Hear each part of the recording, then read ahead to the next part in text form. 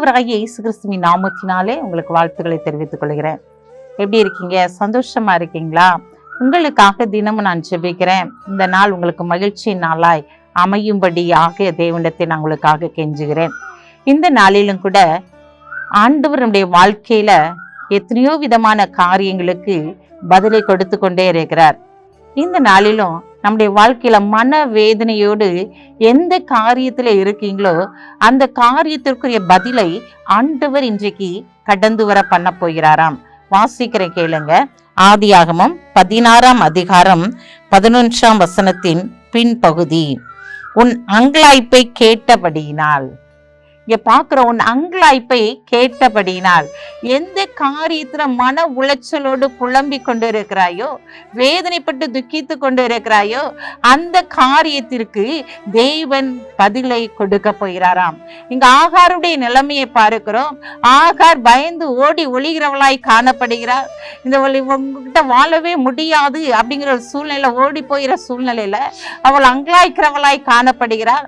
அவருடைய அங்கலாய்ப்பை தேவன் கேட்டார் என்று சொல்லி பார்க்கிறோம். உன் மன வேதனைகளை, உன் புள்ளம்பல்களை தேவன் இன்றைக்கு கேட்கிறவராய் கடந்து வந்திருக்கிறார். அந்த காரியத்திற்கு ஒரு பதில் கடந்து வருகிறது. அவள் எவ்வளவு துக்கப்பட்டிருப்பா, யோசிச்சு பாருங்களேன். அதற்குரிய பதிலை ஆண்டவர் இன்றைக்கு கொடுக்கும்படியாய் கடந்து வந்திருக்கிறார். உங்களுடைய குடும்பத்திலும் அநேக காரியங்களை அங்கலாய்த்து கொண்டு இருக்கீங்களா? மன வேதனையோடு இருக்கீங்களா? ஏன் காரியங்கள் மட்டும் இப்படி இருக்கு? ஏன் இந்த பிள்ளைங்க மட்டும் இப்படி இருக்கிறாங்க? மற்ற பிள்ளைங்களா நல்லா தானே இருக்கிறாங்க. என் பிள்ளைகளை குறித்து நான் மனவேதனைப்பட்டு அங்கலாய்த்து கொண்டு இருக்கிறேன். என் கணவனை குறித்து நான் அங்கலாய்த்து கொண்டு இருக்கிறேன். என்னுடைய வேலை காரியத்துல நான் அங்கலாய்த்து கொண்டு இருக்கிறேன். இப்படி ஏதாவது ஒரு காரியத்துல நீங்கள் அங்கலாய்ப்போடு காணப்படலாம். ஆனால் ஆண்டவர் இன்றைக்கு சொல்லுகிறார், உன் அங்கலாய்ப்பை கேட்டேன் என்று சொல்லுகிறார். அதற்கு ஒரு பதிலை ஆண்டவர் கொடுக்கும்படியாய் கடந்து வந்திருக்கிறார். ஆகாருடைய அங்கலாய்ப்பை கேட்டவர் இன்றைக்கு உன் அங்கலாய்ப்பை கேட்கும்படியாக, உன் மனவேதனை காண்கின்ற தேவனாய் இன்றைக்கு அவர் கடந்து வந்திருக்கிறார். அதற்குரிய பதிலை கொடுக்கும்படியாக. கவலைப்படாதீங்க, உங்க பிள்ளைங்களை கர்த்தர் ஆசீர்வதிக்க போறாரு. பிள்ளைங்கள் நிமித்தம் நீங்க அங்கலாய்த்து கொண்டு இருக்கீங்களா? உங்க வேலை நிமித்தம் நீங்கள் அங்கலாய்த்து கொண்டு இருக்கீங்களா? இன்றைக்கு அதற்குரிய பதிலை ஆண்டவர் கொடுத்து உங்கள் பிள்ளைங்களை கனப்படுத்த போறார். கண்களை மூடி ஜெபிப்போம்.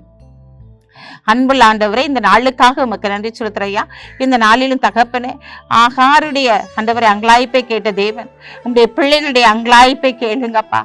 எத்தனையோ குடும்பங்கள்ல உடைஞ்சி போய் மன உடைந்து போன சூழ்நிலையில ஆண்டவரே, உடைந்த பாத்திரத்தை போல நான் இருக்கிறேன்னு சொல்லி அங்கலாய்த்து கதறுகிறத பாருங்கப்பா.